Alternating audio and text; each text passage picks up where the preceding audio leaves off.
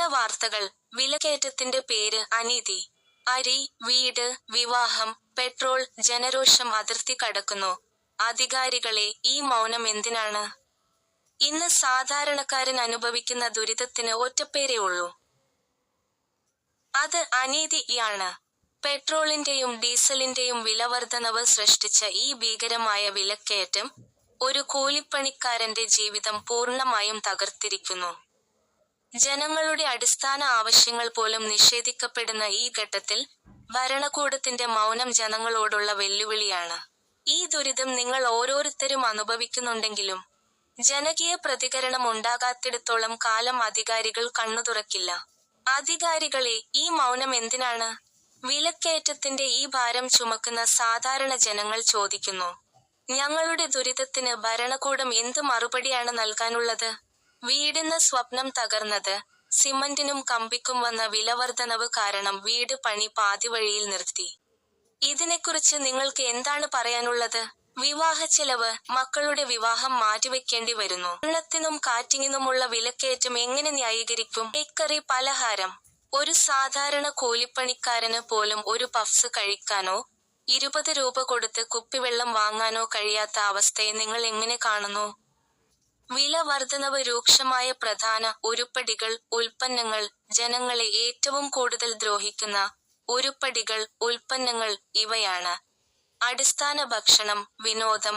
അരി, കിലോയ്ക്ക് 5 രൂപ മുതൽ 10 രൂപ വരെ വർധനവ്. പാചക എണ്ണ, ലിറ്ററിന് 160 രൂപ കടന്നു. ബേക്കറി, പലഹാരങ്ങൾ, മൈദ, എണ്ണ വിലക്കയറ്റം കാരണം വില കുതിച്ചുയരുന്നു. യാത്ര, ഗതാഗത ഉരുപ്പടികൾ, പെട്രോൾ, ഡീസൽ എല്ലാ വിലക്കയറ്റത്തിന്റെയും മൂലകാരണം. KSRTC ട്രെയിൻ ടിക്കറ്റ്, മിനിമം നിരക്ക് പോലും സാധാരണക്കാരന് അധികഭാരം. വാഹന ഉരുപ്പടികൾ, ടയറുകൾ, എൻജിൻ ഓയിൽ, സ്പെയർ പാർട്സുകൾ എന്നിവയുടെ വില കുതിച്ചുയരുന്നു. നിർമ്മാണ, മറ്റു ഉരുപ്പടികൾ. സിമന്റ്, കമ്പി, മണൽ, വീട് നിർമ്മാണത്തെ തകർക്കുന്ന ഭീമമായ വില. കുപ്പിവെള്ളം, സോപ്പ്, വളർത്തുമൃഗങ്ങളുടെ തീറ്റ, ദാഹജലം മുതൽ ശുചിത്വവും മൃഗപരിപാലനവും വരെ ചെലവേറി. ജനങ്ങളെ, ഭരണകൂടത്തെ തിരുത്താൻ പ്രതികരിക്കുക.